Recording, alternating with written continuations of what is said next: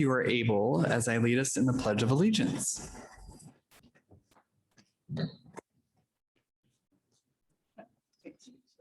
I pledge allegiance to the flag of the United States of America and to the republic for which it stands, one nation, under God, indivisible, with liberty and justice for all.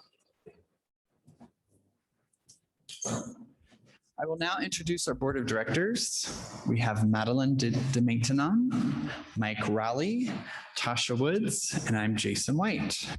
We are also joined by Superintendent Ginger Haberer, Executive Director of Student Services, Kelly Kronbauer, Executive Director of Finance and Operations, Kim Snyder, and we have two of our student representatives here tonight. Thank you for being here. Excellent. All right, so board, first up, we have the consent agenda. I move that we accept the consent agenda. I second. Okay, Tasha has moved that we accept the consent agenda and Madeline has seconded. Board, any discussion? Then I'll call a vote. All those in favor? Aye. Any opposed? Any abstentions? All right, consent agenda is approved. Next, we have administration. Ginger, superintendent's update. Yes, so I see that Sammy Jo Sims is here and just want to celebrate her again. Another press release went out about her being CTE Teacher of the Year. And I think her trip was on the consent agenda. But since you're here, would you like to share a little bit about your trip and how the beginning of your year has been? Absolutely. Well, thank you so much for approving our travel. So our horse evaluation team for FFA won the state competition again for a repeat year, and we'll be headed to Indy in just over 3 weeks, which is very exciting.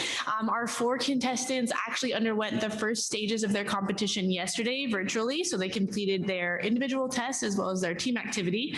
So a small portion of the competition is out of the way, and now we just continue to prep as we prepare for nationals. They're very excited. The 4 team members are Cheyenne Watts, Dakota Watts, Faith Roeder, and Mackenzie Stansbury. And the beginning of the year has been absolutely fantastic. Feels very refreshing to be back in my classroom with all of the students who also feel refreshed and of a very clear mindset. And so it feels like everyone's excited to be back. And so that just refreshes me.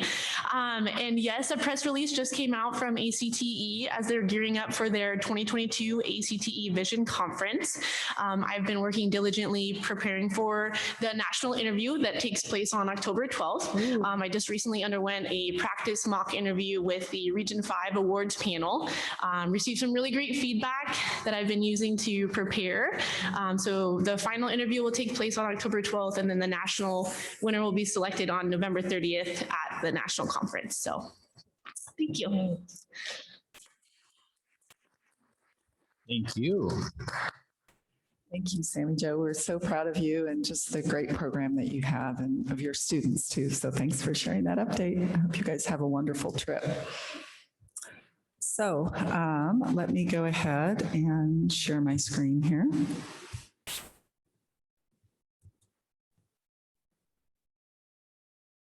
There we go.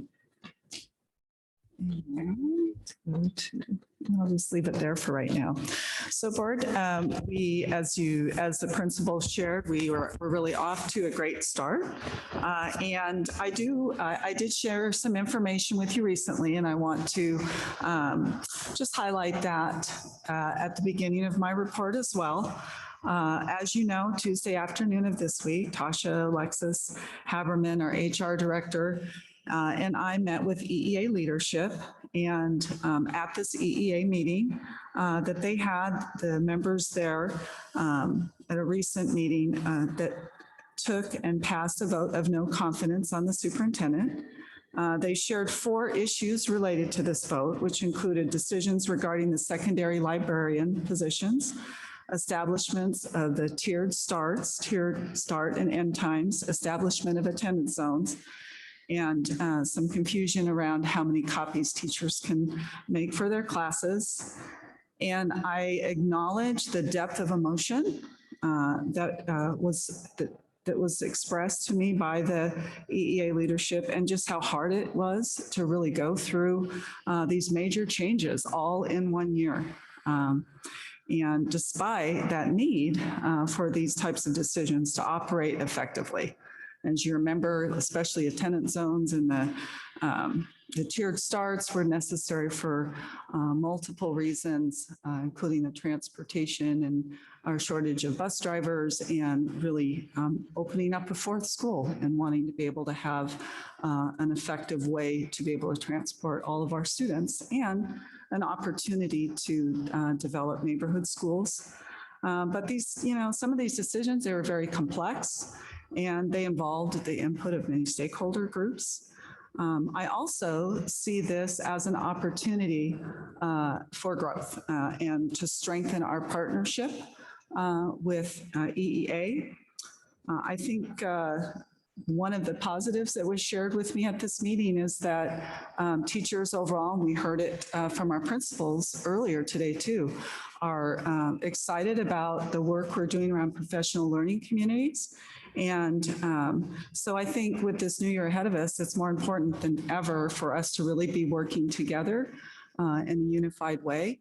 And I've been able to meet with Kevin a few times already this year, and we're already brainstorming ways that we can strengthen our partnership.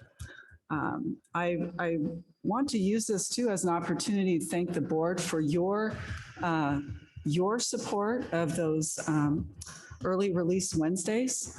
We are doing some really great work with the PLCs. I met with the principals it seemed like all day, it was all morning with our solution tree coach. And we just have some really great work, and our teachers are really amazing, and they're doing some great work together in their learning teams.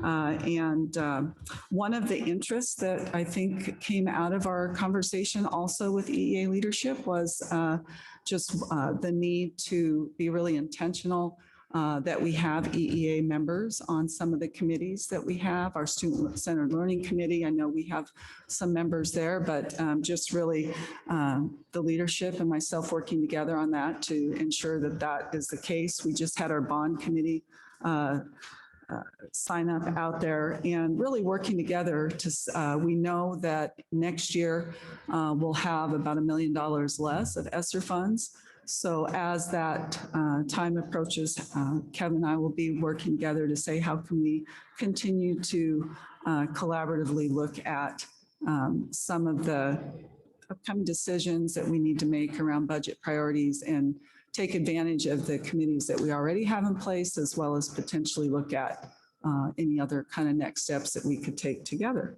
So again, I'm optimistic that working together, we can really accomplish a lot for kids this year. I had an opportunity to, why is this not going? Well, let me try. Well, now it went there. Now there it goes. So I had an opportunity to be in several of the schools, but these are highlighting Mount Stewart. I've had it a couple of times to go to Mount Stewart. And there's Bill in the middle pointing to the outdoor education area. And we just have such a wonderful opportunity. He's pointing to a falcon nest that's up there. Oh, no, it's an osprey nest. We actually heard the osprey circling around because I'm sure that was the female saying, get away from my nest. But Bill, I know, has just had multiple opportunities to take students out there and to for rewards and reading to kids in the forest. I think we have a need, and I might reach out to Rotary or some of our community groups to kind of go in with some clippers and maybe once first semester, once second semester, maybe some student groups, just to help kind of clean up that area so that we can just keep it nice for students. Down in the lower left-hand corner there is a picture of our TEACH program, and they have little, every student has their own drawer, and they were just showing me the different activities that they have and the routines that they're setting up. But I know the staff I talked to there, I had a chance to see the students, and they're just super excited about the work that's going on there. In the center is the library, and we even with this stream, our stream teachers still, and this was true when I went to IDA too. We have students on the floor listening to books and reading aloud, and just a nice warm feeling. I love the circular lights in the library there too. I think it kind of adds that ambiance. And Wichterman up in the right-hand corner, I got a chance to participate with her kids, and she was doing such a wonderful job of just setting up that community that we all belong. And I had a chance that she's like, "What interests do you have, Mrs. Haber?" And I got to share about camping, and one of the kids said, "I like camping too." And it was just that feeling of community already starting. And then the bottom right-hand corner there, our music teacher at Mount Stewart, she was doing a great lesson. You can see the stop, red light and green light. And she had a song that the students were doing around, they would move when she had a student go up to the stoplight, and if they pointed to red, the kids had to stop. And when it was on green, they got to walk around just to reinforce. And then you can see her at the piano. She had a little tune she was playing along with it. So that was really fun to see that. And then, of course, our teacher, Michelle Beeman, up in her room with her cape. She has a theme every year. Last year it was Candyland. This year it is Harry Potter. And so when you go in, she's got the keys hanging down, and you have to be sure to stand behind one of the keys. She has a whole protocol.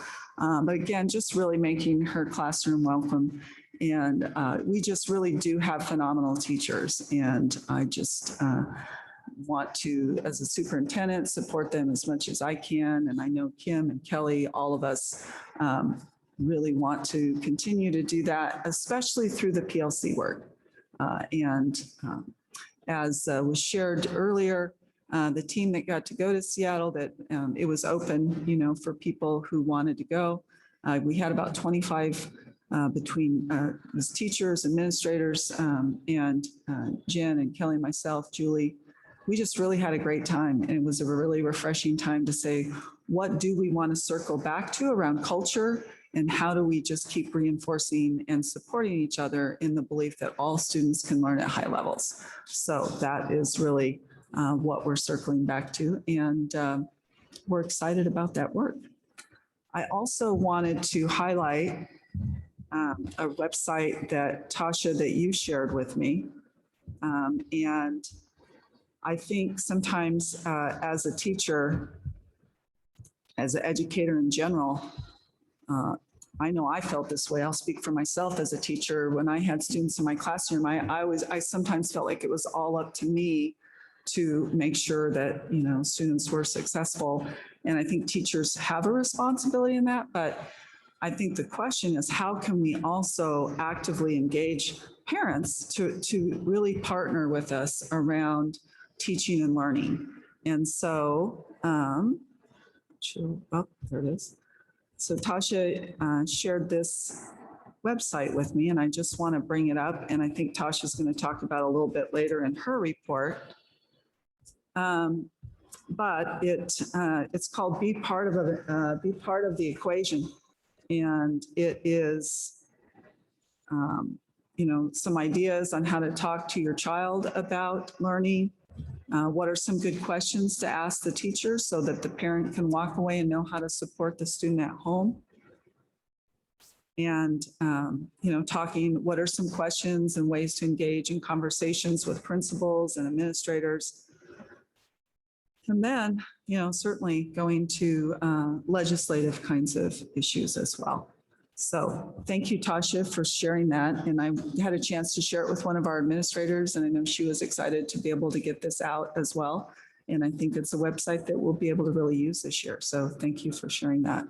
And I think we're all eager to help continue to engage parents in that process as partners to support their child's success. And that is my report. Thank you, Ginger. Board, any questions for Ginger? All right. Ginger, I do want to thank you for your transparency, and I'd say you definitely made yourself vulnerable, and I appreciate your leadership. I just want to, I think as one of the it seems weird to be one of the longer standing board members, but I really appreciate you sharing that because you didn't have to do that, right? And I appreciate that the reason I see that you're sharing that is because you're trying to find solutions moving forward. We have had some really tough last years. And what I want to make sure I'm going on public record saying as a board member, because I remember the former board that we've had over these last few years. And the things that you shared that were concerns were really, the board was involved with those things from the very beginning. So for example, I will use the tiered starts and end times for schools and the attendance zones. The board was brought into that way early in that decision-making, and there was a long process where all of that was community input was given. There was a lot of information, and the board was pretty much expecting you to come up with these solutions. You were brought in to be a change agent, and you were you were doing that. And then COVID hit, and on top of that, which made it even harder. So it's been a rough year for, I think, a rough few years for everyone. And I think especially as a superintendent in your role, that's really hard to do.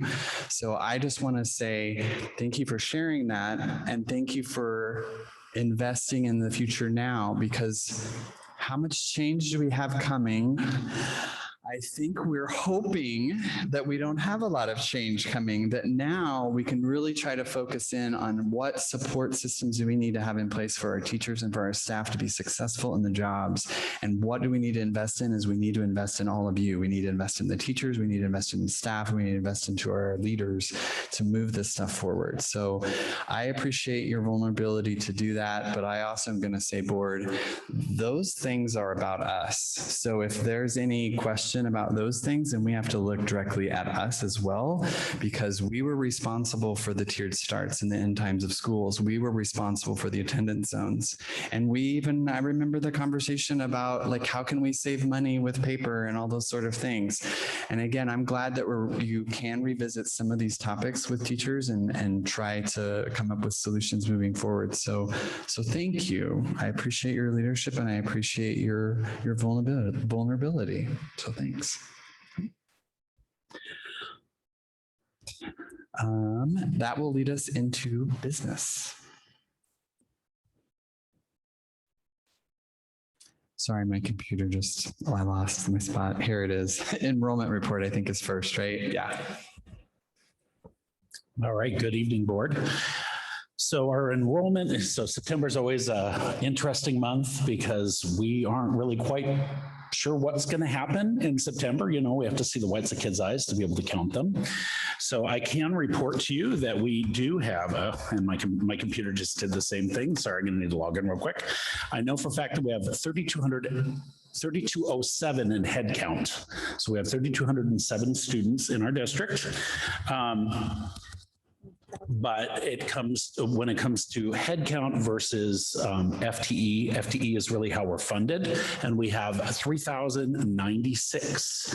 And we have talked quite a bit about enrollment and where we've been. We ended the year last year at 3,142, I believe. And that's actually what we have budgeted for. So when you looked at one of the forms, it says 3,200 at the top of one of the forms. That's actually incorrect. It's 3,142. So the numbers are slightly different, and I'll make sure that that gets corrected for you. So we did not budget for 3,200 FTE. So that's good news. We have a series of things that we look at. I mean, we've gotten off the ground with our transitional bilingual counts. We do counts on CTE and career and technical education, and then also our running start counts. So,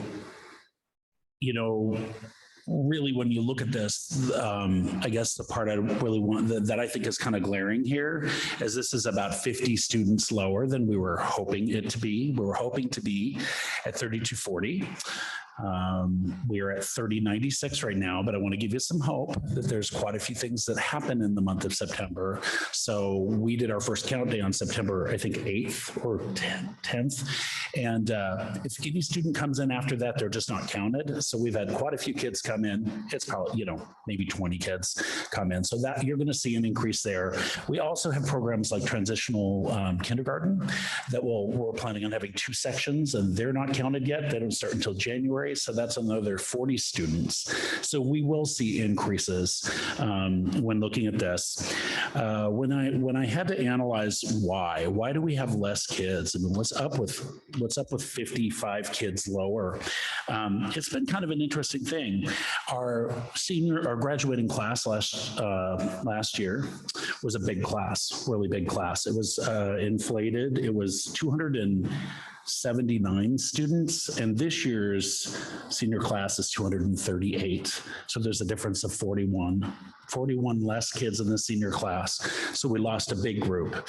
But what's really important to think about is, okay, so we lost the seniors. Who did we get? We got the kinders.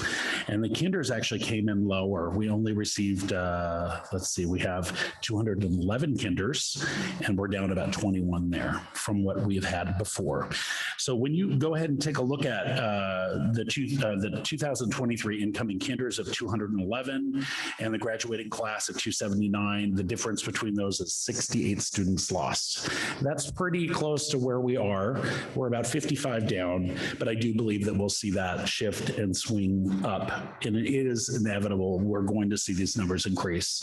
So this is just a starting point. It's just directly connected to kinder and the senior class. Questions?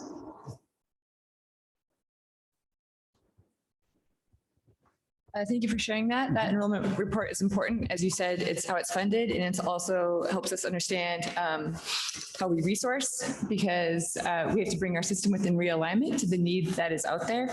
I sent a link, you guys, to Edunomics webinar. I'm sure you all watched it. They also talked about this is a national trend. Yes. This is a national trend of falling enrollments for many, many reasons. And they have ideas also, and they're out of Georgetown. They have ideas also on why that kindergarten class is smaller and why probably the next kindergarten class will be smaller. So it is a national trend. It is something that we should watch, but maybe, it's just how do we bring our system into alignment as to what Ellensburg community is looking for in a learning community. So thank you for sharing those numbers. And one more piece, sorry, I forgot to include this, is our running start numbers are increasing as well. And we have smaller junior and senior classes this year. They're smaller by, 20, 30 kids, but we have a larger proportion of those classes heading off. So it's about 25% of the 11th grade class and 27% of the 12th grade class are identified as running start to the level in which they're attending, whether it be full day or part day, they're affiliated. And that's a big piece when you're looking at 115 students, and we're most likely only receiving maybe 7% of that FTE for those kids. That's an area that I think we should look at and see how we can continue to support keeping those kids or, working with the college. So thank you. Can I ask a quick question? I was wondering, do you know where we ended up with out-of-district transfers in and out? Yeah, I do. Actually, and I didn't talk about it because it's pretty par for the course. I see here that this year we have, and I wonder if he totaled it. Hold on a second. We have 213 requests out this year. And we have 286 requests in. But compared to previous years, they're almost identical to what happened last year. So not a big shift in that. The number of kids leaving versus coming in, pretty similar. Yeah. And just to clarify, Kelly, the running start was 115 students, and about 7% of those are only part-time doing the running start? No, there's a wide variety of schedules for the college. So one student might be, so how it works for funding is if you're a full-time running start student, pretty much the college is going to get 93% of all of the FTE money we get for that student. The school district gets to keep 7% for administrative costs. So that 7% is just money that we would keep to manage transcripts and things like that. But some students might only go part-time, or they might not go as much as a full-time running start. So we prorate it, and we have an agreement that we pay Central based on the number of classes they attend. Do you know how many of the 115 are doing full-time Running Start? No, but I asked Matt that same question today, and I think that would be a really interesting number. I do know that a lot of students do come back to the high school and take a class or two typically. So, and these guys would probably know a lot of friends who do that, right? But I think that would be worth really looking at. But yeah, I suspect there's a lot of full-timers too. Yeah. Thank you. My only question is, I know that it's hard to predict, but as far as, do we typically see numbers go up? And will that impact, with enrollment, that would impact budget pieces potentially as well? So like if we gain more students in the next few months, correct? Right. I believe we already have gained probably 20 that we didn't get to put on this count that are already in district, but these numbers are one moment in time. So that moment is where we are. If anybody comes in after that, we don't really get funded for them until the next count day. So, and then like I told you, I know of 40 bodies that will be coming in for transitional K, which is only half the year, but it's still another 40 bodies or a full 20 full-time enrollment. So, yeah, so I think we're clearly going to see it increase. I'm hoping for a nice increase, but still working it out. Perfect. So that probably leads into future budget conversations. Yeah. But yeah, I think this definitely has an impact on that.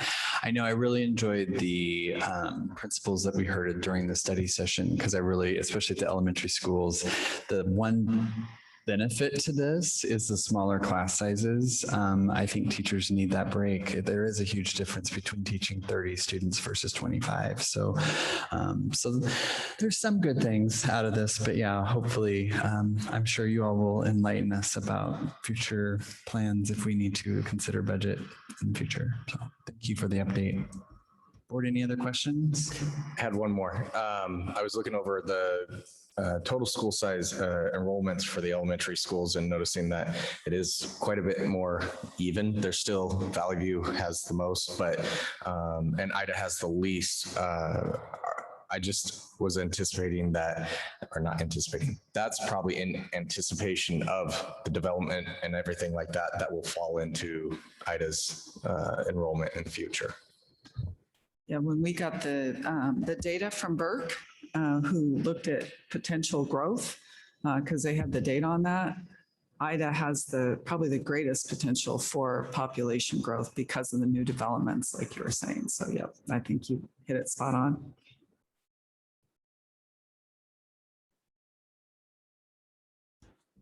All right, then that will take us into the finance report.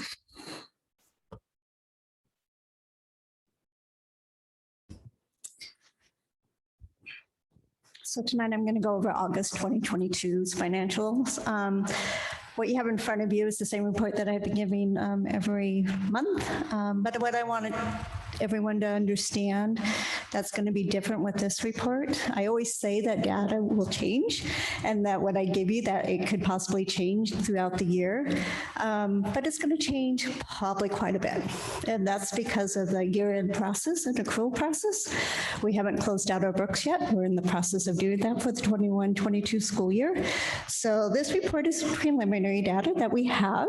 We have ran the payroll accruals and the accounts payable accruals, but we have a lot of journal entries to do and a lot of reconciling still to do.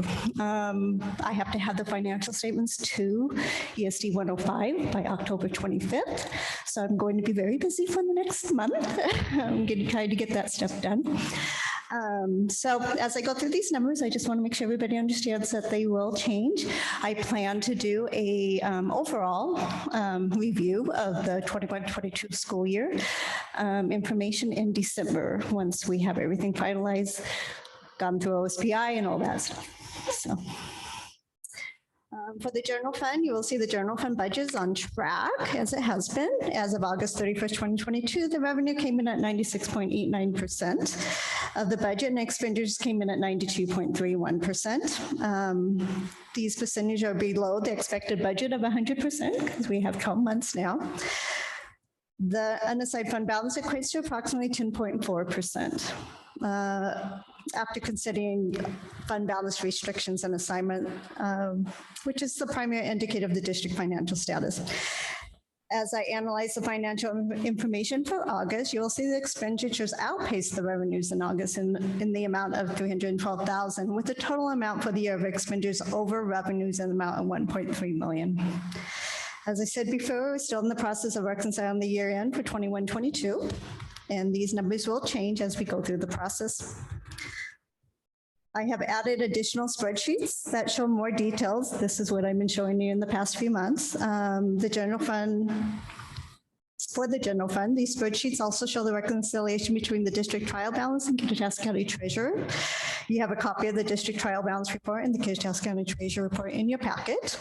You will see there was a discrepancies between the district trial balance and Kittitas County Treasurer, and that is due to the timing of the posting of accruals for payroll. Expenditures, posting of expenditures that are related to August, but paid in September. So we always push back. So we might be processing invoices and payroll in September, but if they're related to August, they are pushed back and posted in August, but paid in September. How we did accruals this year, it shows in our books right now that they were actually paid in August. We have to do a journal entry so that we can show that they were actually paid in September, and that's why we have that discrepancy right now.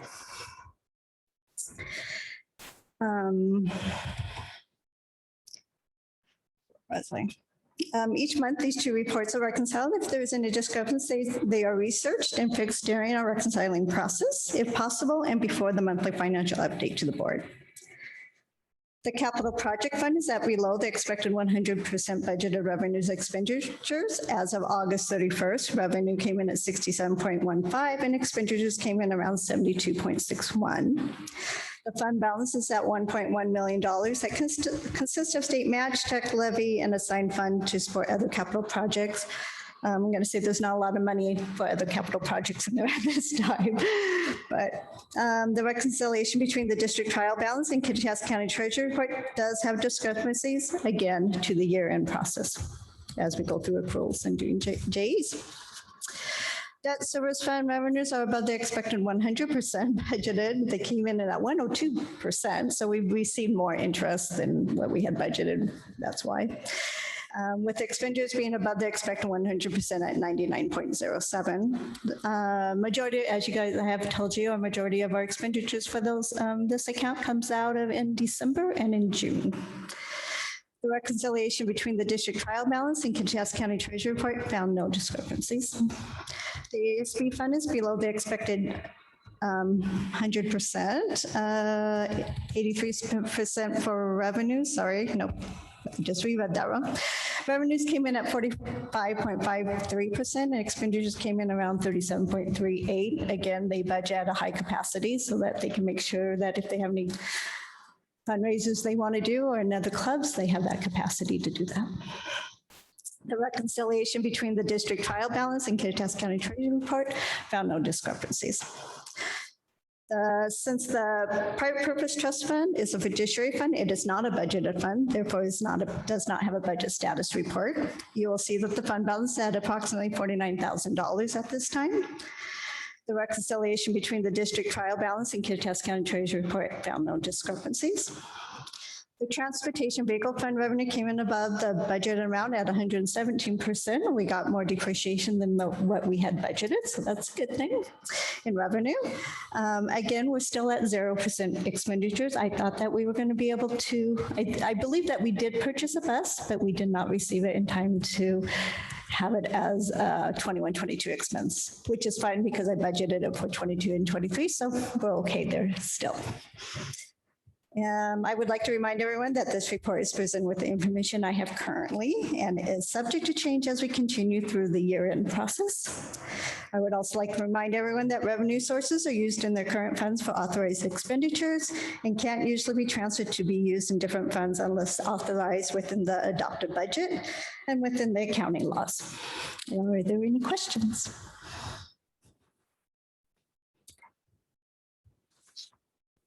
I also want to remind everybody with enrollment, what Kelly said, as, hopefully our enrollment will grow. I did budget in 22-23, 3142 FTE.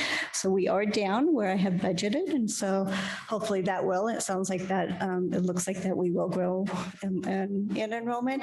And then in January, OSPI does a reconciliation to average out the whole year. So they make up, if we're not getting funded in September because we didn't have as many kids, they will make up that reconciliation in January and fund us. All right. Thank you, Kim, for that very informative report. And I appreciate that last comment that addressed the question I had earlier. So yeah, thanks. All right. That takes us to maintenance update.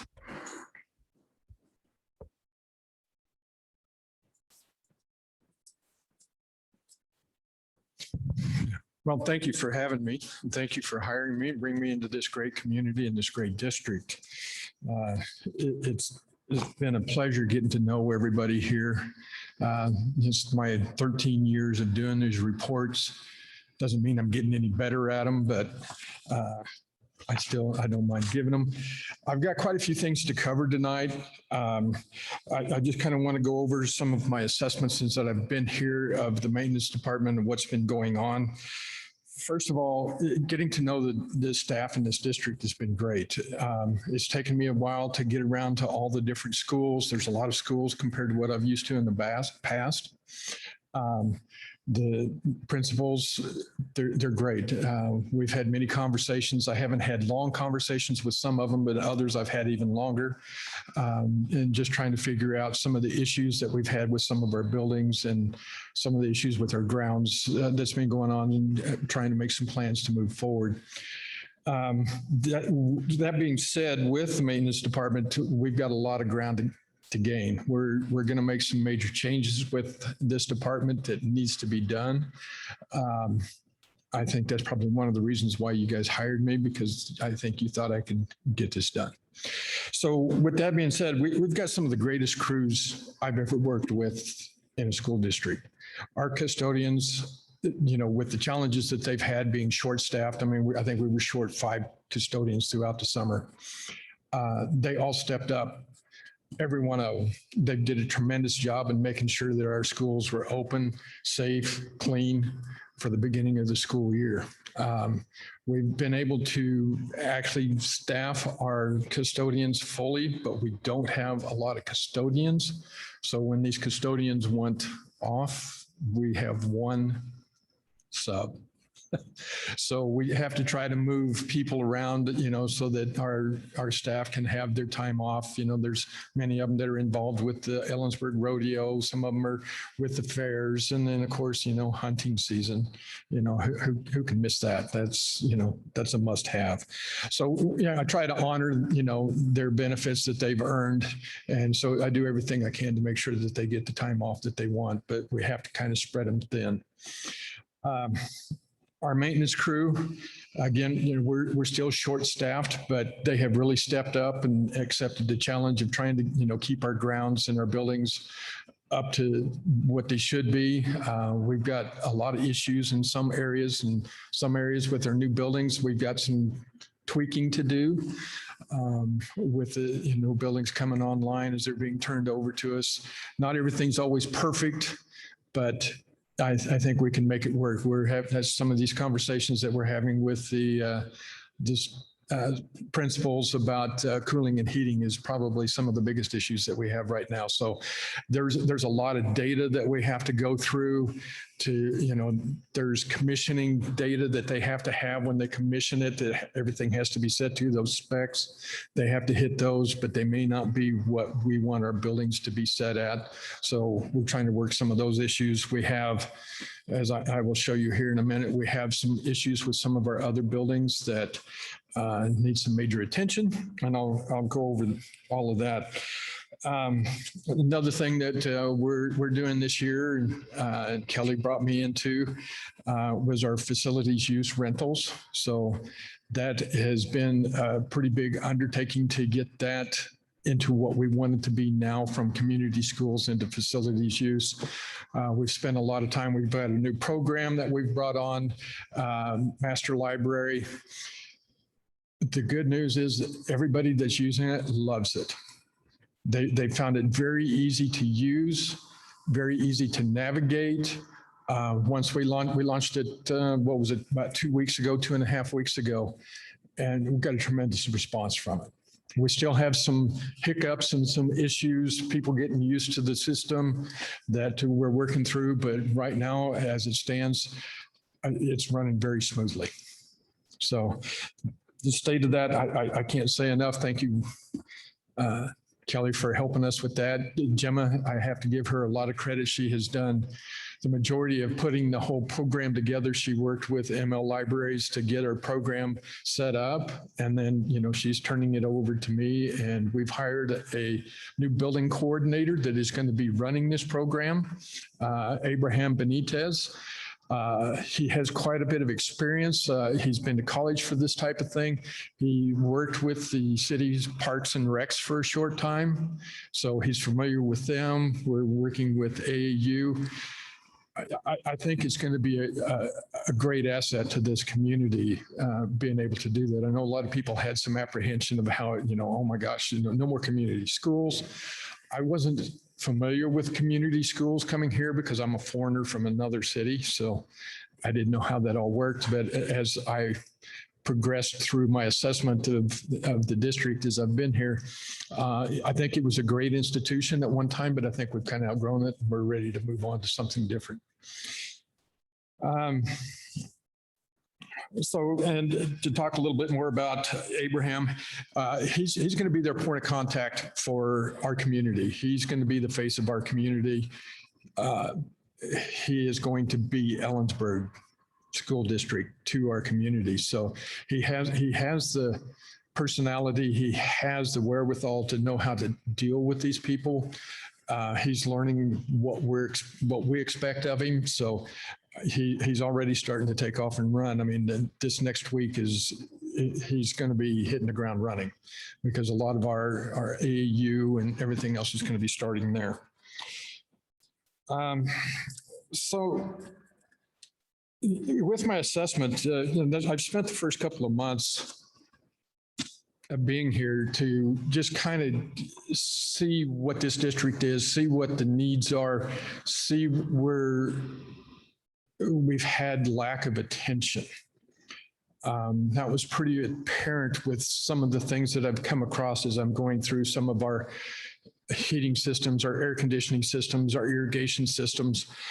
So we'll probably talk a little bit about that tonight. And then I've got another presentation that will kind of go a little bit further into some of the things that I'm going to point out here. One of the things that I have noticed, and as you guys get to know me, you'll know that where I place a lot of importance is in preventive maintenance. Preventive maintenance can save this district so many thousands, tens of thousands of dollars by maintaining our equipment properly. Not doing it is, I mean, it's going to be pretty evident here in a minute, and you'll see this. So I always want to emphasize that everything that we can do for preventive maintenance to keep our systems updated, online, and working properly, not only will it save us in repair costs, it will save us in energy costs, it will save us in man-hour costs. So with that being said, we're down 2 maintenance people right now. We're down what I think they call skilled craftsmen, which would be like an HVAC tech or an electrician, somebody like that. We have Gene Burrows. I think many of you probably know him. He's been here for many years. He has the most history with our systems. We're trying to get him more professional developments, more training on some of these new complex systems that are coming online with Ida, Mount Stewart, and Lincoln. So we have to get in this training so that we can save money. We have to have somebody that knows how to take care of this equipment besides just me. So I want to make sure that we put that emphasis, and we've got to do everything we can to get these positions filled. Me and Kelly have talked many times, why can't we get people to apply for these jobs? When they do apply, why can't we get them to come in for their interviews when we set up interviews for them? So those are things that we really have to look at over these next few months and to see, if we have any solutions. So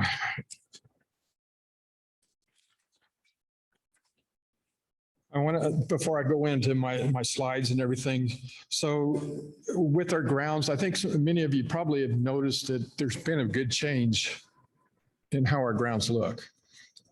We've made some changes in how they set up their schedules every day. One of the things that I'm big on is taking soil samples and making sure that our soil has the nutrients that, you can keep growing grass, but eventually it uses up those nutrients in the soil and your grass starts looking kind of shabby. So we've already started this year with the soccer field and the football field. Made some big differences. The soccer field's got a long way to go. It has been neglected for several years. So we've made some great strides with getting what is there to really start coming back, but we still have some ground to cover, so to speak, if you pardon the pun. There's some bare grounds. So the thing that I'm going to be studying and looking at, and we're going to try to develop a plan, is start setting up mowing schedules, start looking at our watering schedules, looking at our irrigation systems. We have some irrigation systems. We pay guys to come up every weekend to put sprinklers in the ground and turn the system on, when we should have an automated system that they automatically pop up and on a timer. They have systems now where we can run them off of our cell phones. A coach calls up and say, hey, we want to practice and the sprinklers are on. We can get on here and we can hit it. Okay, you're good to go. So those are things that we really need to look at to save on man hours and make our department more efficient, so we can use our time better than just going in and plugging in sprinklers and dealing with the issues that we've been dealing with timers. So that will be coming in more reports. You guys probably get sick of hearing me up here someday, but hopefully not.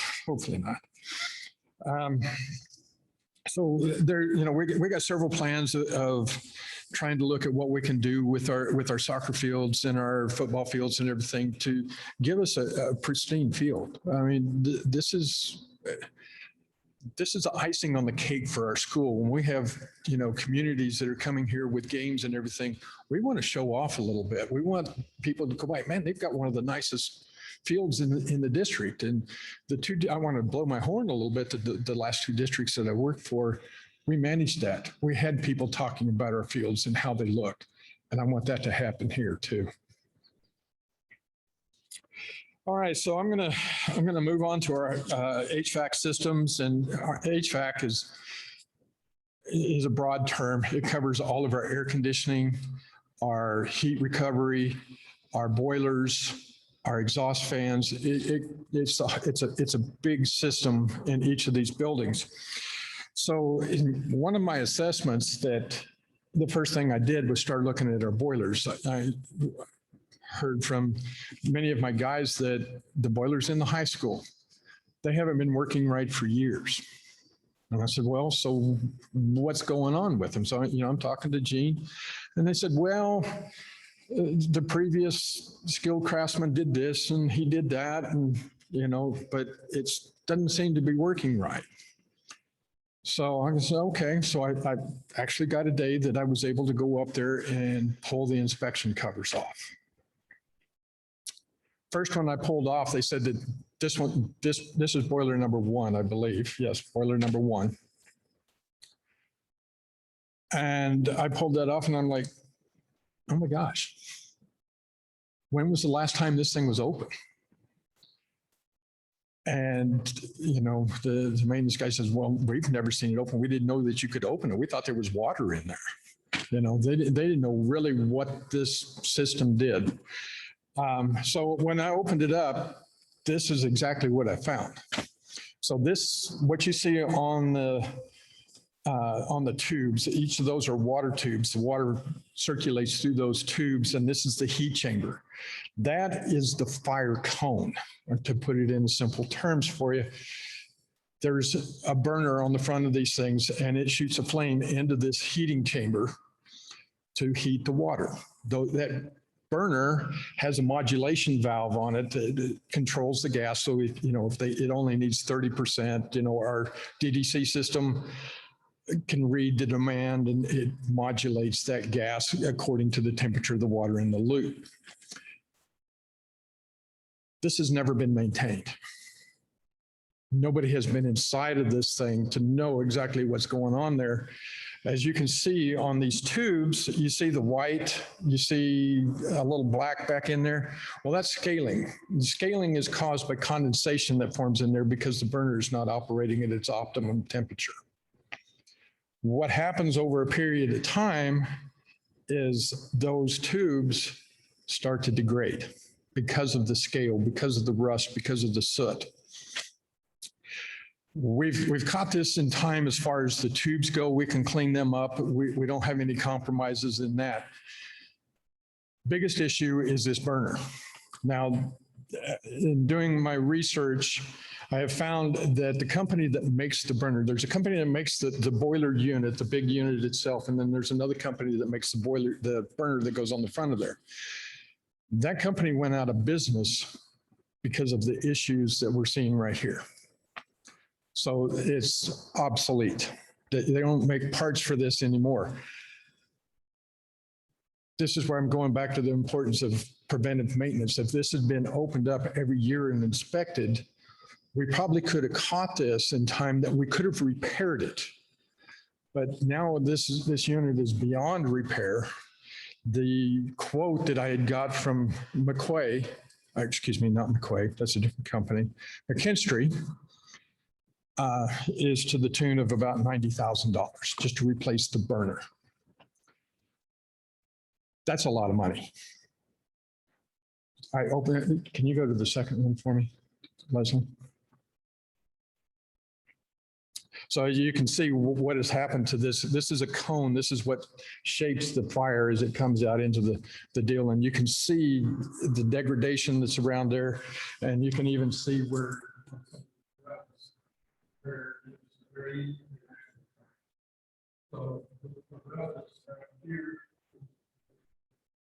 and I'll show you in boiler number 2 when I opened it up. Can you go to the next one for me, please? That's a different. You can kind of see the scale and everything up on those tubes up there, and that was what I. Next one again, please. Okay, so this is boiler number 2. I opened up the second one, almost expecting to see the same thing. Luckily, it hasn't happened yet, but as I will show you here, what I found with the boiler number 2 is what they did in the past is the modulation control unit that modulates the amount of gas for the flame had failed. So, I mean, it was kaput, didn't work. So their fix-it was there's a linkage like you would see on a car, on a carburetor or anything. There's a linkage that's coming off of this controller going up to this modulation valve. They decided that they were going to take a pair of vice grips and clamp it, and it was running about 45%. That was all it was able to do. Now let's remember, boiler number 1 has been inoperable for a period of time. I don't know how long. Nobody seems to know. Boiler number 2 is only running at 45%. So I don't know if the high school was getting cold. I don't know what was going on there. But as you can start to see in here,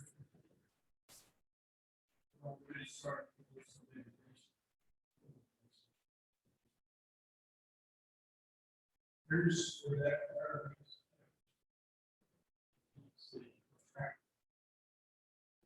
now, the positive side of this is I think we can fix this one. We have this one up and running. We've got a new modulation controller, which we found in the desk not too far from these boilers. That was brand new, still in the box. We had to have McKinstry come out. This is an 8 million BTU boiler. There's 2 of them. So these have to be taken care of. They have to be worked on by a licensed MEC 3 mechanic. So you don't want just anybody doing it, because they call them boilers, but they're really water heaters. But if some of the systems fail, some of the safety systems, this can become a steam boiler, and it's not made to hold steam. So, you could have a catastrophic failure. So, we got to be real careful who we get to work on these things. The maintenance side of it is pretty easy. It's keeping them clean, doing an inspection every year. And then when you find that, hey, we got a problem, then we can bring in our licensed contractor that has a MEC 3 license that can work on these legally. So we had McKinstry come out, and they got the modulation controller put on this one. We ran it through its paces, and it's online right now. We had to have something online because we have cool mornings, so we didn't want our kids being too cold in the morning. So we run a little heat in the morning and air conditioning in the afternoon. If that makes any sense. I think we kind of all do that in our homes. I know I have. I get up and it's 42 in the house and turn the heat on. So we've got this one up and running. I've got the bid the quote to fix the other one. We've got to get that one fixed as soon as possible, because if this one does fail, then we don't have any heat for our high school. And it's not an overnight fix. So we're going to start moving. I just presented the quote to Ginger today on that. Let her know so that she didn't have a heart attack tonight when I presented that. So that's the state of what we have in our boilers. So I wanted to bring that to your attention, because this is going back to what I was saying about preventive maintenance. This could all been prevented a few years ago. If we had a preventive maintenance program, somebody was trained to know how to maintain these. I mean, we have 8, 9, 10 of these things in this district. They're different shapes, different variations, but they all have to be maintained. They have to be maintained every year. The same with our air conditioning systems. Same way, we have chillers, they've got coils, we've got motors, we've got bearings, we've got belts, all of these things, we've had the custodians every year, and they do a really good job, but they change the filters, 3 or 4 times a year. They started 4 times with COVID. They were doing it 3 times. This is not an easy task. I mean, we're talking hundreds of filters. Any one of these units could have 20 filters, especially in our big air handling units or our big DOAS. So we have a lot of filters to change, but that's just the beginning. So we have to make sure that, the bearings get greased, the belts are checked, because we lose a belt, we lose a fan, It's fairly easy to change the belts. It can be fixed in an hour or so, no biggie. But if we can catch them and have a scheduled shutdown instead of an unexpected shutdown, and all of a sudden we've got teachers saying, hey, it's cold in here, we don't have any heat. We don't want that. That's not my goal. My goal is to make sure everybody is comfortable. Our kids have a comfortable temperature and lighting so that they have that optimum learning experience. If they're in there shivering, and they're not learning, they're more worried about how am I going to get warm. So that's where your maintenance department is probably one of the most important departments there is in your school district. So I give a lot of credit to the guys that are working here. They've done everything that they possibly can with the knowledge that they have. And it's my job to increase that knowledge that they have. And so I hope you'll help me in getting them the professional development, this training that they need so that we can take care of our buildings. Especially we got 3 brand new elementaries. They're beautiful. They've got high-end heating and air conditioning equipment. Let's keep it that way. Let's keep it running for the next 30, 40 years so that we can concentrate on other areas that that have more needs. So Okay, so go ahead and go to the next slide. I don't know if I've got any more on here. So this is, again, this is what you see when you open this up, and condensation is the enemy of a boiler. You get corrosion, you get scale, and the little fuzzy stuff that you see is the actual insulation that's on the panels because it's gotten wet and it's sticking. When you take the panels off, that's what it is. Doesn't create any problems, but it will harbor more moisture, causing more degradation to the tubes. So those tubes can all be replaced. I've done several of them. It's not easy, but it's, we can do it in-house if need be. But right now, I think if we get them cleaned up, I think we can still get some life out of these without having to change them. Okay, so talking more about energy, I'm going to go into my next segment. If you don't mind, I'm just going to go on to the next one.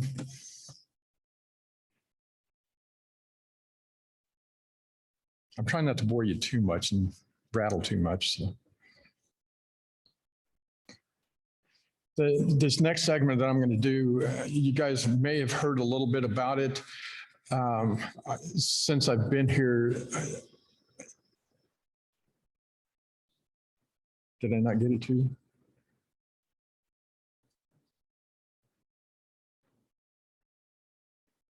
So for clarification, the board has the presentation and there's only 2 more slides. The next slide is the Morgan Middle School, the global controller. Okay. Oh, I'm sorry. Yeah, I missed that one. I'm sorry. And then there was the ELC playground. Those were the 2 slides. Right. I got it a little too fast for me. So the global controller that was on the slide that you saw there. So our DDC, direct digital control, is what controls our environment. That controls, it can control lighting, it controls our heat and air, it can control many different things. Most of our systems are for environmental control, which is our heating and air. So we've been having issues at the Morgan Middle School about one section of the school that, is either hot or cold. It's never what it's supposed to be. And when I finally figured out Siemens controllers are a different animal. So I hadn't dealt with a lot with them before coming here. I dealt with other systems. Siemens is a very complicated system, and I think they make it that way so that you have to rely on them more. But we were finding that we were having what they call cabinet failures. So we had to start doing some digging and figure out where it was. I couldn't do it all myself. I got as far as I knew how far to get, and we had voltages, we had intermittent communications that was happening here. So I had to call Siemens, get them in. And so they were running some diagnostics on this for a couple of days and come to find out that we have one that is dying. It's like any other computer, and that's what this is a computer. It's dying for whatever reason. It's maybe, I think this one is 10 years old. So this is what controls a whole section of the building. This one computer controls exhaust fans, your DOAS systems, your AHUs, your fan coil units for each of the rooms. So it controls the temperature. It tells the fans when to come on and off, when the valves to open and close. That's not happening. So this one has got to be replaced. I think it was to the tune of $11,000. So that we're in the process of getting that one replaced. We're, of course, with supply and demand things, they think they have one on the East Coast. So we're trying to get this one up and running so we can at least have heat. This is not something that anything that preventive maintenance would take care of. It's a computer, all you can do, there's little batteries in there. You keep the batteries replaced. But just make sure that it's clean and dry is about all we can do with most of these control systems. The program, the front end, what they call the front end, which is the software program of this, most of our schools are on the oldest system that they have, that Siemens has, and it's called Insight. It is now basically unsupported. That not meaning that they can't come out and do things with it, but we can't buy any more licenses to have more access. There's no more patches, things like that. It is what it is now. We just have to keep it running. Our Lincoln Elementary, they called me before I was even hired. I mean, I'd already agreed, but before I actually came on board, Angela and that team called me and asked me, what do you think, what do you want for your system? Because they came out with a new one, their new system for Siemens is called Desigo Optics. Whatever the name means, I'm not sure, but it's the new upgraded system. And so I told them, I said, well, we might as well go ahead and put the new one in, even though everything else, with the exception of Valley View, has the Insight. So eventually we're going to have to look at upgrading our DDC system to the new Desigo. We don't have to change a lot of the hardware, just what they call the global controllers.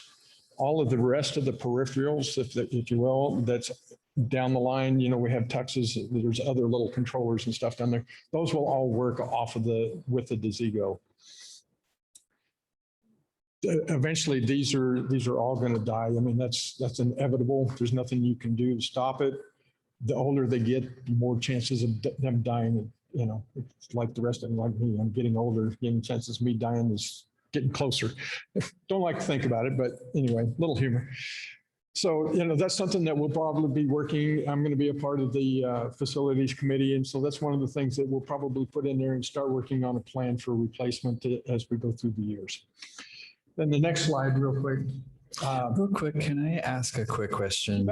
So my understanding is Morgan opened back up, if I have this right, 2018-19 year is when the 8th graders moved back in.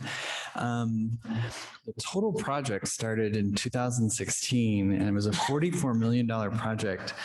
So these things are from before the $44 million project? Like we've had these things sitting around? I can't answer that one for sure, but I do know that particular unit is about 10 years old. Just a quick little background into when you go out to bid on some of these projects. So when you go for lowest bidder, a lot of times these mechanical companies, they'll find these great deals on equipment.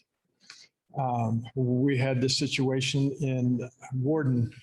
They bought all of these Airedale units to go in, they're a cabinet heat pump that goes in each, where there was one for 2 classrooms. They were already obsolete and had no parts available when they installed them. The control systems that was already built into the system died, all of them died within 5 years. So the only way the teachers had heat and air until I got there was they went over and turned the unit on and off. They had a switch for the fan and they had a switch that they could turn on air conditioning or heat. So many times you're going to find that, with lowest bidders, they're out there, your mechanical companies, your contractors, they're out there looking for the best deal so that they can save money and they can make a bigger profit. And nobody likes to hear that, but coming from the construction field, I saw it happen many times. So that's part of what this is. I mean, this really wasn't obsolete then. These were, at that time, Insight was still, they were still doing patches, it was still alive, it was still viable. Then of course, they move on and then said, okay, because this is all of these are running off of Windows 7, believe it or not. All of our systems, with the exception of Valley View and Lincoln, all of those things are based off of Windows 7. That'll tell you how old the software, the front end is. Okay, so any more questions on that before I move? Did you ask? I answered. Just wanted to show you, so a little beautiful site here. We've had a lot of issues with the landscaping at our 2 new schools, trying to get the grass to grow. We've got a lot of it worked out, but ELC was really concerned about the littles getting out on their playground, and we had weeds and we had stubs sticking up, and they didn't want them to fall. They wanted them to be able to roll down the hills and everything. And so this was the only area that we were able to do it. We had a little extra money, so we put sod in. So I just wanted to show what can happen if you got the guys that are willing to put in the work and everything, because that was one of the hottest parts of the summer that we had to put that in. And we got it done in a couple of days, and it's looking beautiful. So just, something for you to look at, something that's nice. All right. I think now, is that the last of my slides? Thank you. Sorry, I apologize for that. Got ahead of myself. Okay, so you guys have heard me in a few side discussions and everything talk about House Bill 1257. This is Washington's Clean Buildings Act, Performance Act. This was put into law in 2019. And what it is basically they're trying to cut down our carbon footprint. So they enacted this law and imposed it on all public, government, private buildings when they first implemented from 50,000 square foot up. So I'm going to kind of just go through this with you a little bit because it's going to impact us over the next few years. So if you want to go to the next slide, please. So their objective with this is to lower the cost and pollution from fossil fuels in the state's existing buildings. So we have to meet these energy use intensities. It's a target that we have to hit. You got to think of it kind of like gas mileage. You want to hit 15 miles to the gallon or 20 miles to the gallon. So the energy use intensity is basically the same thing. They're telling us that what our square footage is versus the amount of energy that we use, what is that rating at? So you can think of it as like an Energy Star rating even, because that's kind of what this is based off of. So starting in 2026, well, let me back up here a little bit. So from 21 to 26, we'll have to start administering our EUIs. We have to start doing our roadmaps. We have to figure out where our buildings are as far as our energy use intensity. So they're giving us that time to start studying this and trying to figure out, if we're not hitting our EUIs, what do we have to do in order to be compliant? And that's what I'm going to give you tonight, is this roadmap that we have to follow in order to be compliant with the state. This is a mandatory requirement. So a lot of people don't realize that this is coming up pretty quick.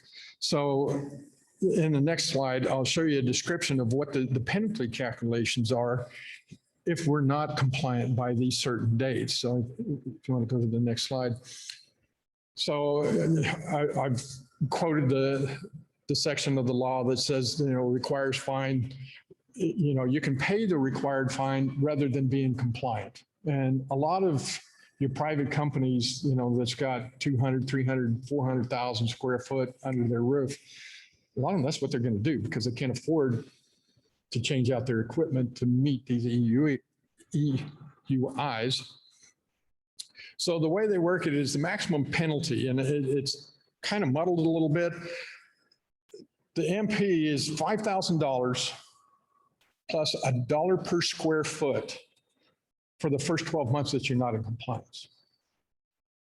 Okay, so we've got our high school, I think it's 161,000 square feet. So if we haven't hit our targets and in compliance by 2027, and I'll break that down here in a minute, we could be fined up to as much as $1.50 if we're 18 months out of compliance. So that could be an impact on the school district. The downside to this whole bill is that our legislature didn't give us any funding for schools to come into compliance.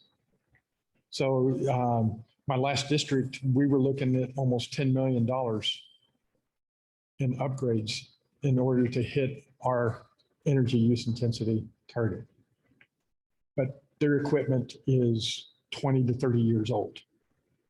We're a little more fortunate here. We have some newer systems, so it may not be quite as bad as what we've got. And this penalty is for each building that does not meet our compliance targets.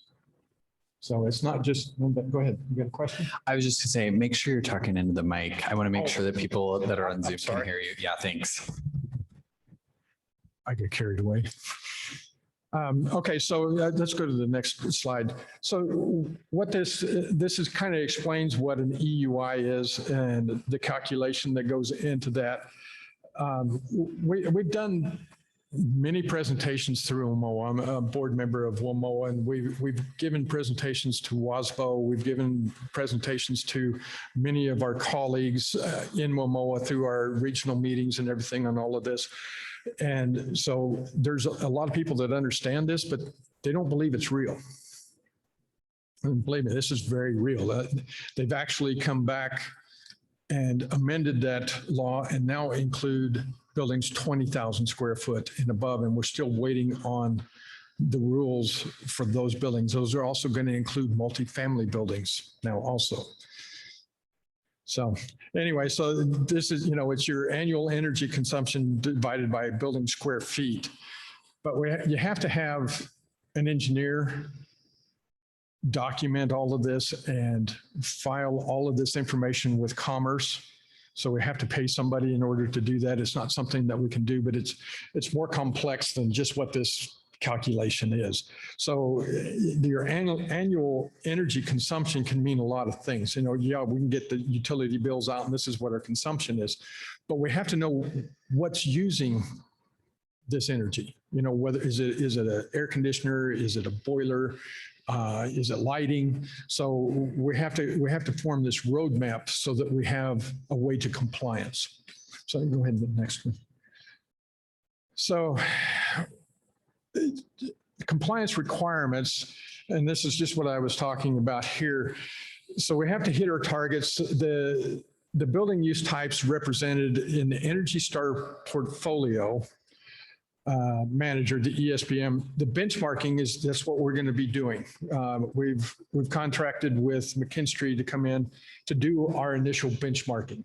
And this is an audit, basically, is what it is. This is an energy audit to find out where we're at with our EUIs, and will give us a basic breakdown of where we need to put our energy and our money to get to our compliance. So the targets are based on the building, and I'm not an engineer, and I wished I had one here to explain how they come up with all of this information. But that's why we're paying McKinstry, so that because they understand the ins and outs. They can also work with us on some funding. But when it's all said and done, when they get done with the audit, we'll know what building we need to, what buildings we need to pay attention to. I think our three newer schools, I think we're going to be okay there because most of that is already in compliance with our heat recovery units and all of this.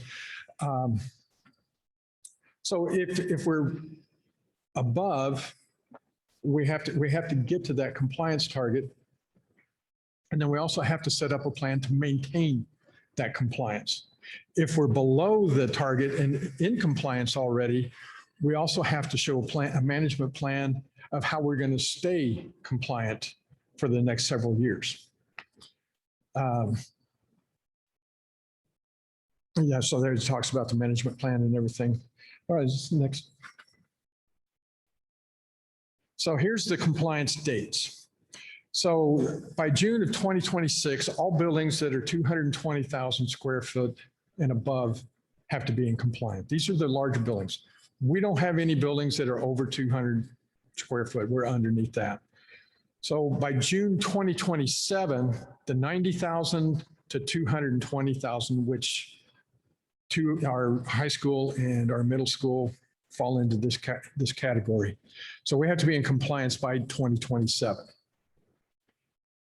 June 1st of 2028, our 50,000 to 90,000 square foot have to be in compliance. Ida is our only school in that classification. So, but Ida is also a newer school. So we may just well have to come up with a management plan how we're going to stay within compliance.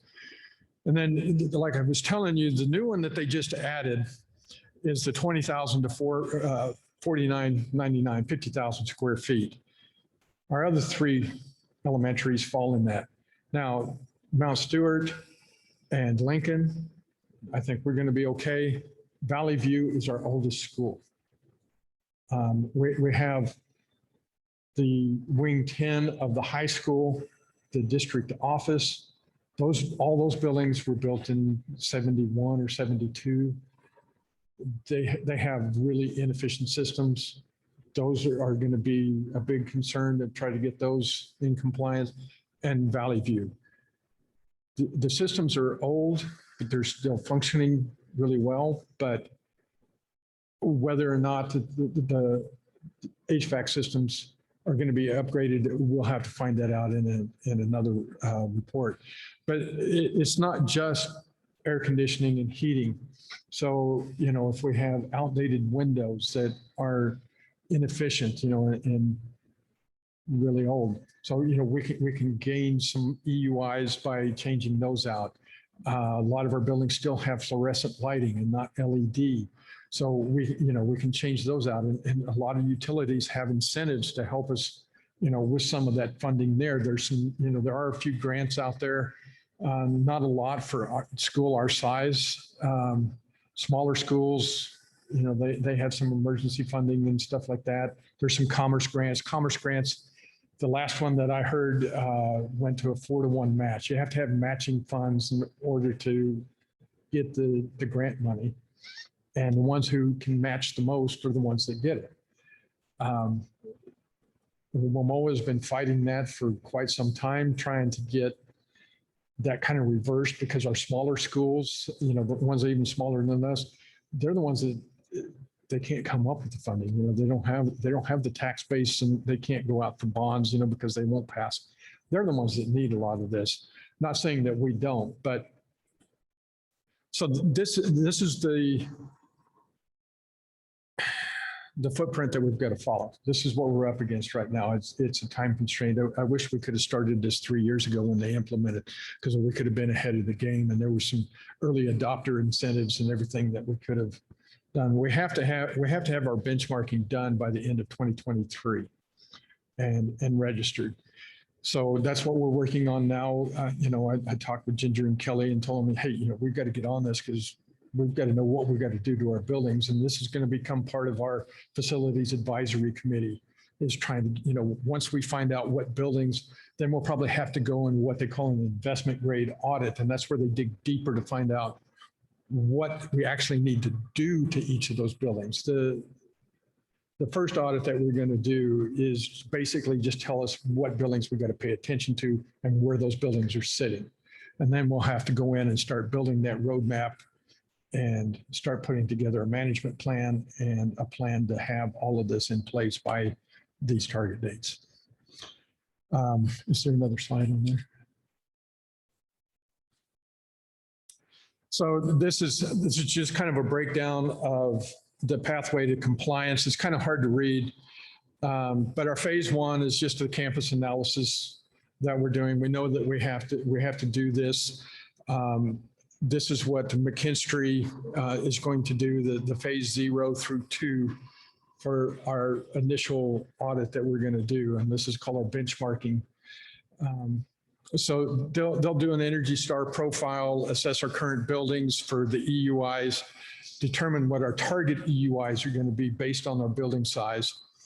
And so they'll give us our profile, and our gap analysis, the difference that we have to make up between what our buildings are at and what our target EUI has to be.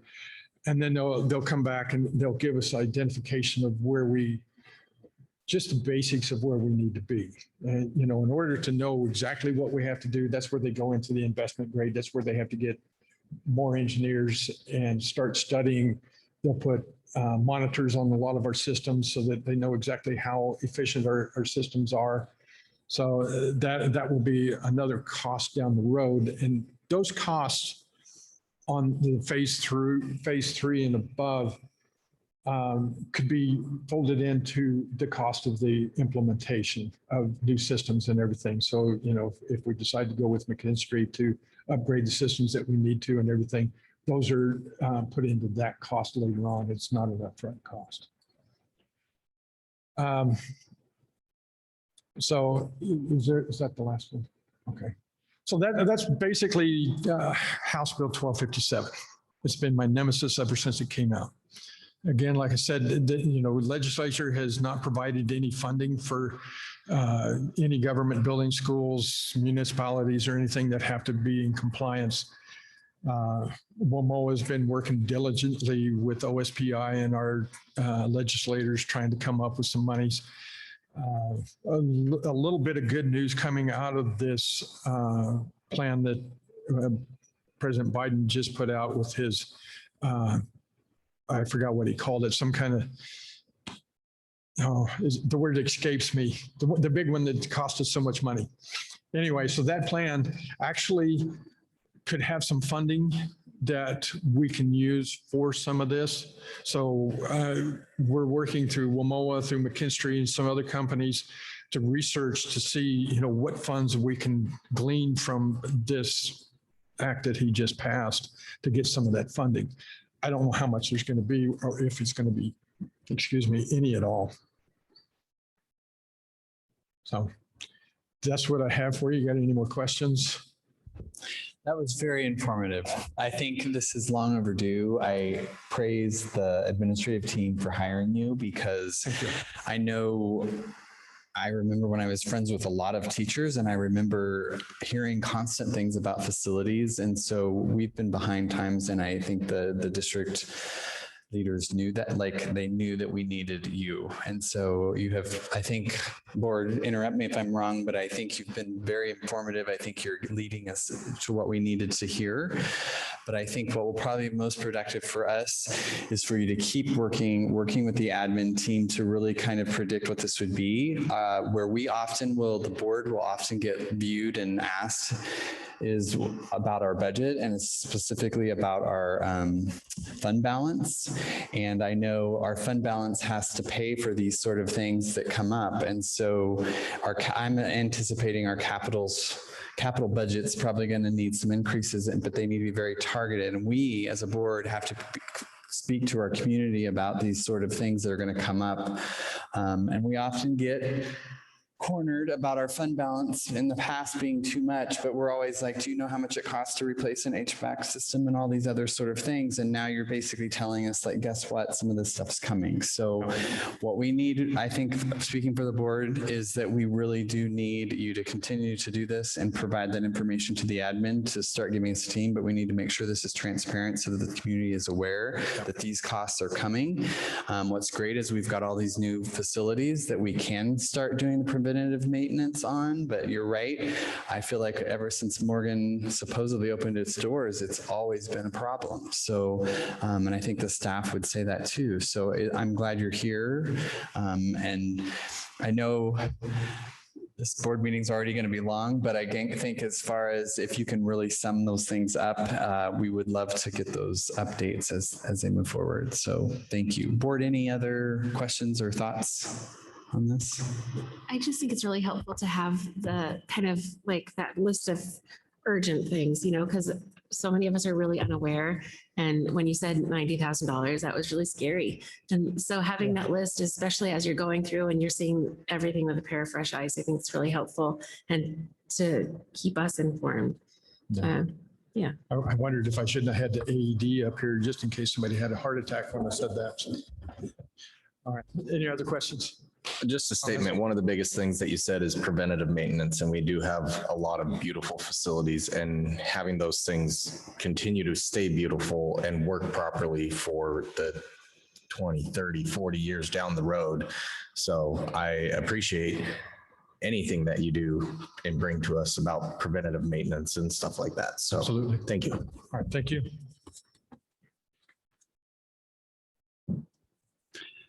All right, that will take us to our last business item, HB 1257. Oh, sorry, we already covered that. Sorry. Let's move on to policy. All right, so policy A, we've got the second reading and recommended adoption of the nutrition, health, and physical education policy 6700. And we had a first reading on this at our last board meeting, and so it's a recommendation of adoption at this meeting. And it's not listed as an action, so it's just a recommendation. It's an action.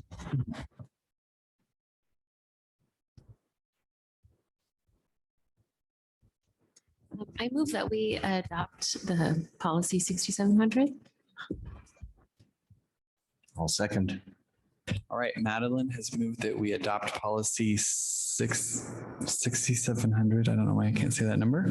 And Mike has seconded. Board, any discussion?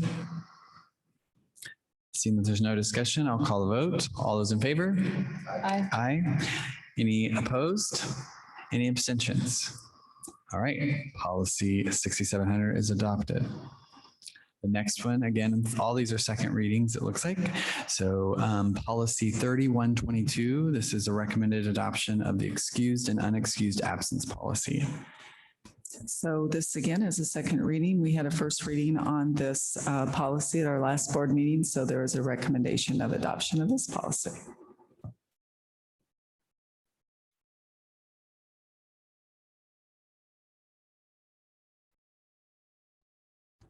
I had a question about this.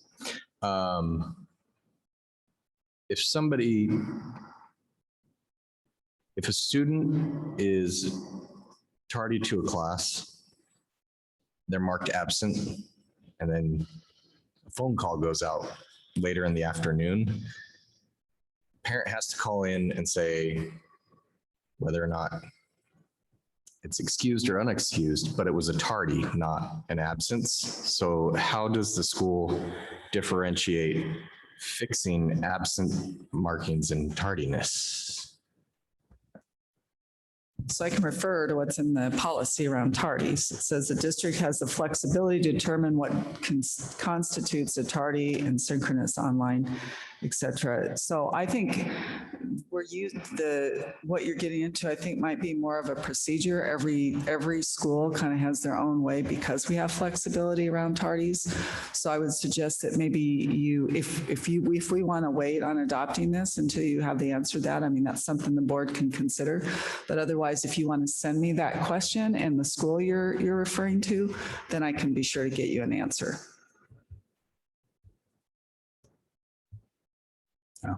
No, that's a great question. And again, just because it's a second reading, we don't have to adopt it. So if we need more time on it, we can hold off. I motion that we table this to possibly the next board meeting to answer those questions. Perfect. Thanks, Mike. And just for clarity, Mike, will you send those questions to me and then I can get those out to folks? And then if it's again a specific school or if it's all schools, just let me know. And we'll be sure to get those and we'll send those out to the whole board since it involves a policy adoption. Okay. Perfect. So we have a motion on the floor. Is there a second? I second. All right. So Mike has moved that we table the consideration of the adoption of policy 3122. Madeline has seconded. Board, any discussion? All right, then I'll call a vote. All those in favor? Aye. Any opposed? Any abstentions? All right, so we are going to table the recommendation of adoption policy 3122.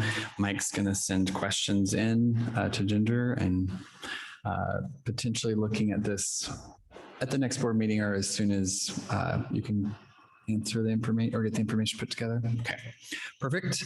All right, the last policy was the second reading and recommendation of adoption of the language access policy 4218.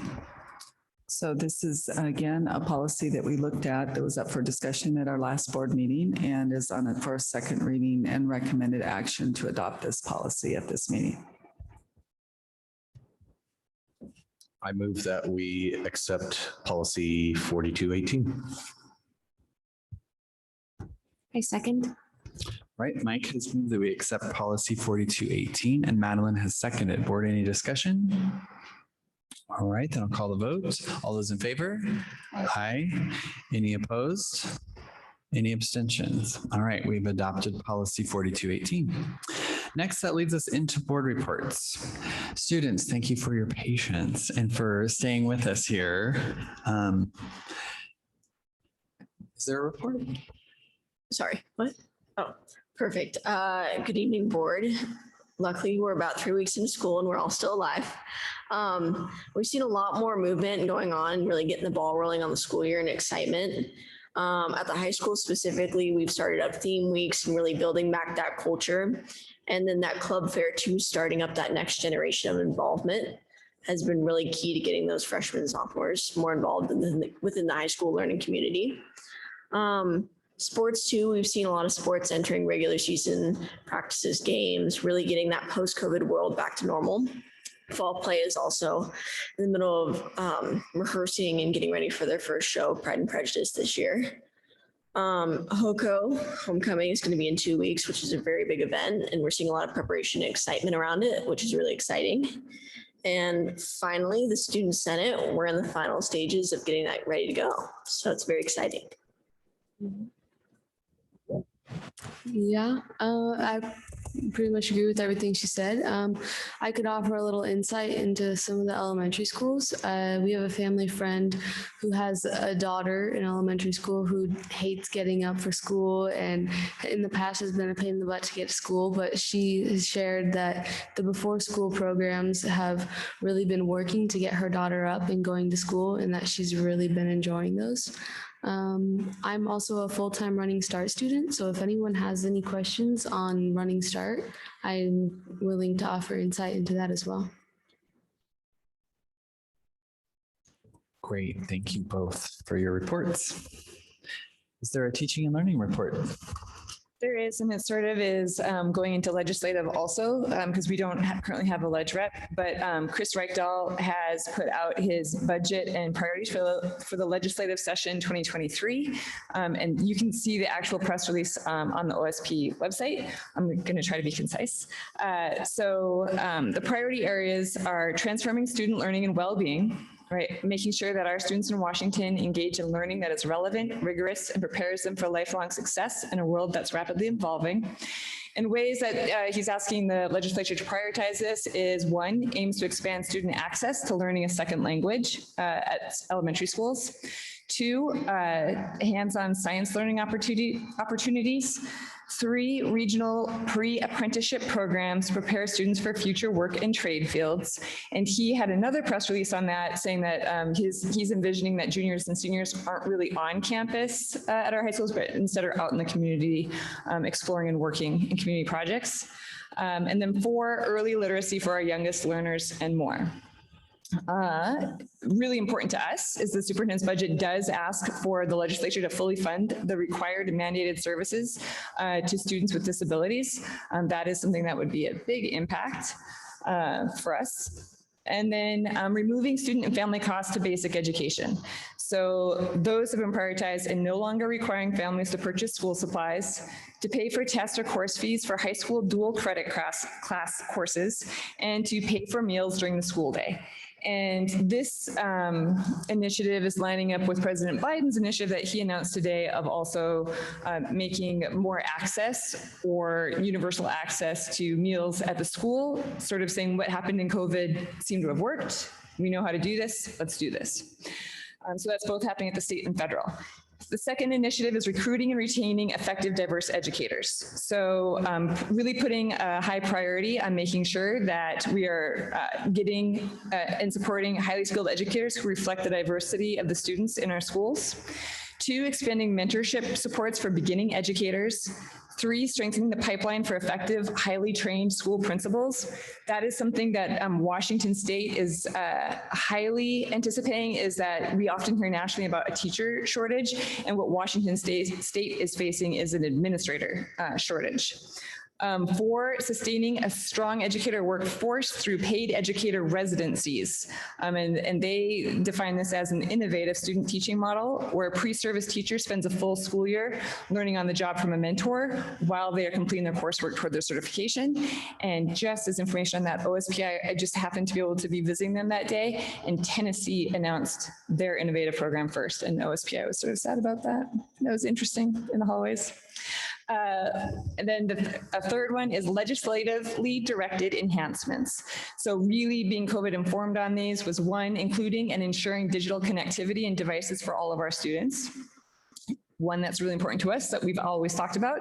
The second is examining school staff proportions and compensation. So he is pushing for looking at that prototypical model and looking at how we are paying for compensation. And then 3, developing a more streamlined and accessible online application for families applying for free and reduced price school meals for their children. This is a really important legislative year. There's a lot that's happening. This last year, all of our associations were telling us that this 2023 legislative year is one to be preparing for. So I suggest that we get ready to testify to the legislature this year. There's going to be lots of opportunities for students and for us and for community members that we follow the Washington State Board of Education, because they really do have an impact on what we provide in our schools and how we shift in this modern, constantly changing world. And then really looking at this leading indicator. So something that's coming up, we're hearing all about inflation. For us, inflation is a leading indicator of tax coffers, right? So we're just now hearing businesses that are laying off people, that are projecting lower revenue. That is a leading indicator of lower tax coffers. So it will take a year or 2 years for our impact to be felt at schools for budgeting, but they say it's coming. That's my ledge report. And then following up on what Ginger mentioned earlier, be part of the equation. That is a website that was shared with me. If anyone's heard of bedtime math, it's really fun. If you have little kids, bedtime math is really fun. It's been around for 10 years and it's adorable, and they have great books, and they put it out and they're just like little story problems, and you can have really great mathematical discourse with your kids. In sharing the data that we had today from our principals, it's really important that somehow we include our families and empower our families, that they are the most integral part of their students' access to education and their achievement level. And that is long-standing research. We know the most important thing is what happens at home. And so how can we be a part of that equation? This website is geared just towards math, but really the same questions would apply to literacy, or even at the high school. How can I support my child in world history or Running Start? It gets a little bit more complicated. But it really has 4 easy steps, and it really takes all the stakeholders and puts that child in the middle and says, how do you talk to your child? How do you talk to the teacher? How do you talk to the administrator? How do you talk to policymakers? And so really with those wraparound services for all of our children, that's where we can see the opportunity gaps really start to diminish. I couldn't think of the word for a second. So it's a really great website, and they have a great video on there. So if you get a chance, take a look at that one. But hopefully our system can take a look at it and see if it is useful to share with our families. That's my report. Thank you, Tasha. Board, any questions for Tasha? Okay.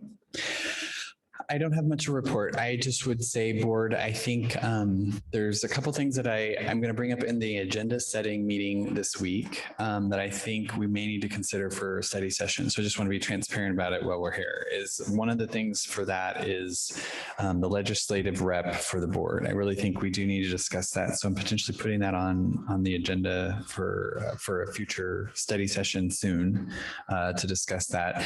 The other thing that the board may not be aware of, Dan Schisler, a former board member, was his role when we built all the new schools is that he was kind of the board rep for all of those projects. And so what I'm hearing after tonight is we have all our new schools built, but now we need to maintain them and the ones that are a lot older. And so we may want to consider that as well as something to do, or I think it's a pretty hot issue that probably all of us want to be informed, but that might make sense too. But I also know we don't want our board meetings to be 3 or 4 hours long either. So it's just a matter of how we organize that. So that'll potentially be a study session or a thing I'll bring up at agenda setting too.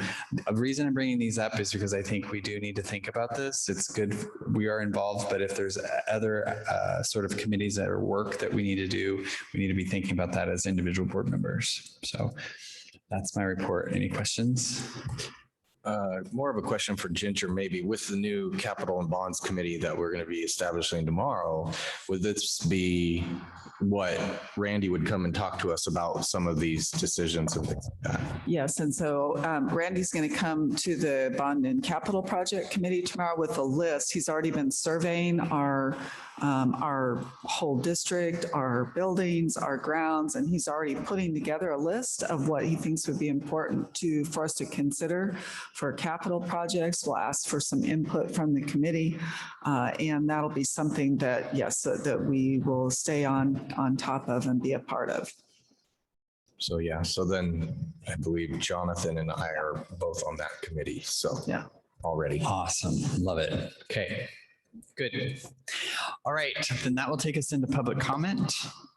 So Leslie, if you want to get us started, the board will allot up to 60 minutes as a total time allotted for public comment this evening. For each speaker, we'll have up to 3 minutes of time. The board is not obligated to provide additional public comment time to accommodate everyone in attendance, and that includes on Zoom.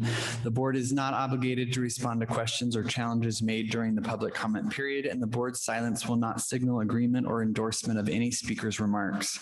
In my capacity as board president, I may terminate an individual's remark when the allotted time has passed. I may also interrupt or terminate any speaker who is making uncivil comments. Uncivil comments include, but are not limited to, obscene comments, comments that are defamatory towards another person, or commentary that is an unwarranted invasion of privacy. The board reserves the right to have anyone removed who refuses to adhere to the rules and creates a material or substantial disruption of the meeting. Personnel matters are generally private and administrative in nature. Constructive criticism can be helpful. At the same time, the board has confidence in its staff and programs and will act to protect them from unwarranted criticism or disruptive interference. Complaints or concerns received by the board or any board member will be referred to the superintendent and will not be considered or discussed by the board in this setting. I'd ask that you respect staff members' privacy and consider putting any concerns you have in writing if they pertain to a personnel matter. The board can then review and forward those to the appropriate administrator. Leslie, are we almost there? We got the Zoom chat. Okay, so now those that are planning to speak, please let us know that you would like to speak. That would be, if you need to sign up to speak, if you're here in person, there's a sign up sheet. Also, if you're on Zoom, you need to add your name to the document in the chat box. If you are unable to do this in Zoom or unable to figure that out, individuals will also be recognized within Zoom by using the icon or emoji to show they are raising their hand for public comment. Once the board calls on an individual, they will identify themselves by stating their name and address for the record. Individuals will proceed to make comments within 3 minutes. Leslie, are we ready? Yes, we are. All right, let's open it up. We'll start with those, yes, that are here.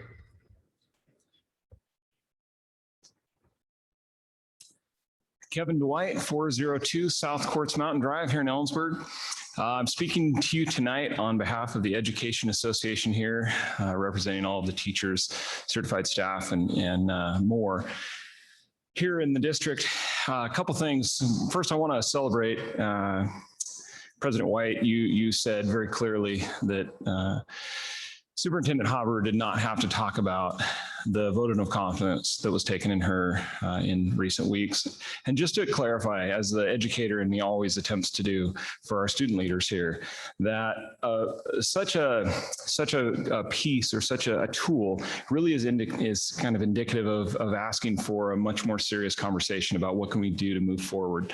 So if you hear of something, if you were listening carefully and you heard Superintendent Haber speak of this vote of no confidence taken by the staff that are unionized here in the school district, I just want to educate anybody listening, including the student leaders here, that it really is an attempt to say, okay, this is what we see. What do you see? Let's have a conversation. Let's keep collaboration going. Let's keep the ball moving forward, however, whatever analogy you want to use. But at the same time, we really want to continue to share that common vision for what this community looks like and what public education looks like. And we're talking about a $50 million plus entity here. So it's not an easy one to manage by any means. There's a few things that I want to speak to tonight, and that just briefly touched on the idea that I've already had an opportunity to speak with Superintendent Haberer twice since that vote was taken. And in that time, we've talked about really focusing on two basic things, and that's transparency and communication, and just making sure that we understand exactly what it is that we want, how we can continue to support each other as we work towards those goals. Superintendent Haberer was always already very clear about the four main things that we approached as a result of that vote, and I appreciate that very much. In addition to some of the things that were already shared, I just want to continue to ask the board to in your conversations with one another, to challenge yourselves. What do you see as the vision moving forward with things like libraries? And that's something that I would encourage you not only continue talking about, but also continue to share with the community. This is what we're thinking. These are why decisions were made in the past. This is what we think about moving forward. Just trying to continue to be open, not only with your staff that are educating your children in your community, but also just making sure that community members know kind of what your vision and mission really is for some of those programs that their children do engage in or are affected by. In addition to the library piece, Superintendent Haber did already speak to a couple of the other pieces there. I think the other big one that really lands squarely for the teachers, the membership, is realizing that the request to be deliberate and intentional about something like photocopies around direct instruction when teachers are in the classroom making things happening. I wonder, is it possible to ask students, where are they at? Thank you.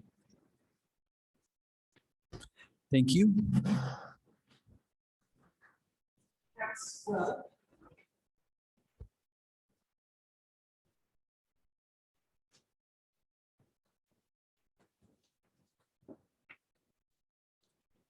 My name is Cass Welsh. I live at 903 East Spokane Avenue. Am I talking into the, okay. Yep, you're great. I go to sixth grade at Morgan, and it's really good except for the libraries. There's a horrible mess. There's just books tipping over.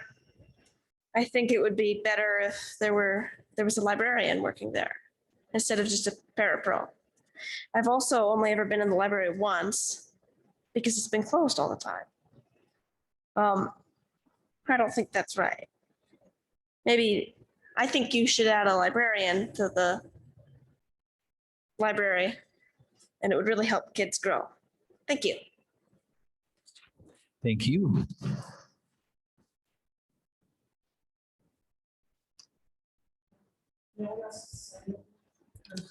Okay. Okay, perfect. So just to reiterate what I heard, so it sounds like no one else is here in person for public comment. So we're going to switch to Zoom, and Leslie has said there's no one signed up. So just to give those on Zoom one last chance. If you are wanting to give public comment, we need to hear from you now.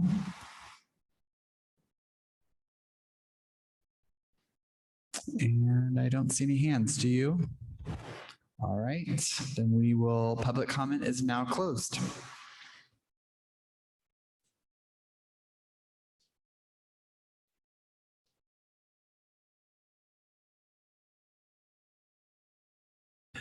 All right, so that moves us to new business, clarification or next steps. Just wanted to encourage folks to come back here to IDA at 6 o'clock on Friday for our grand opening of Ida Nace and Aronica. as the next step. We have some amazing family members of the Aronica family that will be here to share some, just some of the heritage around IDA and how that connects to our schools. So we'd love for you guys to come if you're able to. And that's an invitation extended to our whole community as well. All right, anything else? Okay, proposed items for future consideration. Something that I would like to propose that maybe we think about is, I know that the superintendent gives her update kind of early in the agenda. To respect the students, I'm wondering if that's something we also might want to consider. So that's something we might want to consider on there, but just so that way, if you can't stay for the full board meeting, you can still give your report. So just something maybe for us to consider. Okay. Are there any other proposed items for future consideration? Can I ask a quick question? On your report, you talked about elementary, secondary language. I was wondering if we could add that to a study session as far as, I thought I've heard somebody talk about having a meeting about that before. Is that, am I wrong? No, so to be clear, this is dual language education, Yeah. which is a little bit different than English language learner education. So I'm not sure. Right, no, and which that's one. not what I'm talking about. I'm talking about dual language, yes, in elementary. Okay, thank you. Excellent. Any other proposed items for future consideration? Okay. Do we have an executive session? There's no executive session. Anything for board calendar?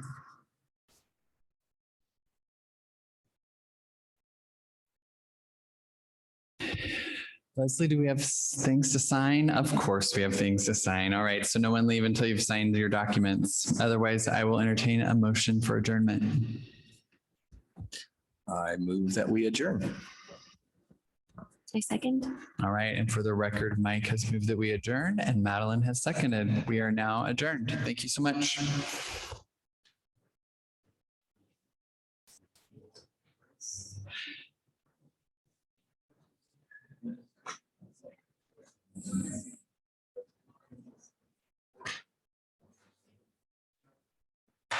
Oh, I was